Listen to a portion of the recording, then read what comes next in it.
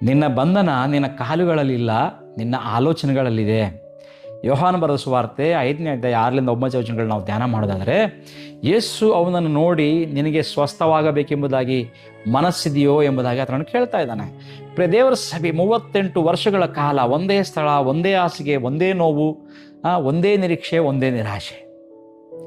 ಬೆಥೆಸ್ದ ಕೊಳದ ಬಳಿಯಲ್ಲಿ ಮಲಗಿದ್ದ ಆ ಮನುಷ್ಯನನ್ನು ಊಹಿಸಿ ಒಂದ್ಸಾರಿ.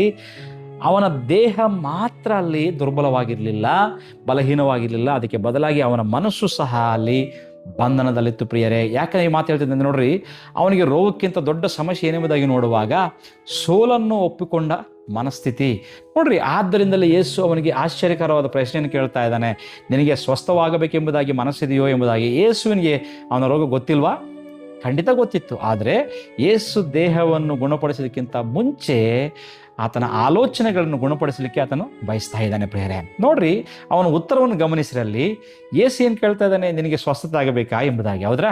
ಆದರೆ ಅವನು ಉತ್ತರಿಸಿದ ಮಾತ್ರ, ನನ್ನನ್ನು ನೀರಿನಲ್ಲಿ ಇಳಿಸುವವರು ಯಾರೂ ಇಲ್ಲ.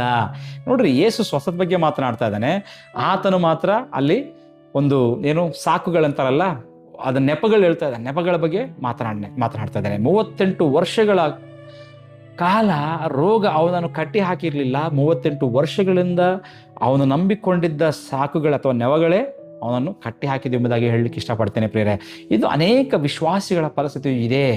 ನನಗೆ ಅವಕಾಶ ಸಿಗಲಿಲ್ಲ, ನನ್ನ ಪರಿಸ್ಥಿತಿ ಹೀಗಿತ್ತು, ನನ್ನ ಕುಟುಂಬವು ಹಾಗಿತ್ತು. ಆದರೆ ದೇವರು ಕೇಳ್ತಿರುವುದು, ನಿನ್ನ ಭೂತಕಾಲವೇನೂ ಅಲ್ಲ, ಇಂದು ನೀನು ಎದ್ದು ನಿಲ್ಲಲು ಸಿದ್ಧವಾಗಿದೆಯಾ ಎಂಬುದು. ಅಷ್ಟು ಮಾತ್ರಕ್ಕೆ ಆತ ಕೇಳ್ತಾ ಇದ್ದಾನೆ. ನೋಡ್ರಿ, ಗಮನಿಸಬಹುದು, ಯೇಸು ಆತನ ಮೇಲೆ ಕರುಣೆ ತೋರಿಸಿ ಅಲ್ಲೇ ಬೆಳ್ಳ್ರಿ ಜವಾಬ್ದಾರಿಯನ್ನು ಕೊಟ್ಟನು.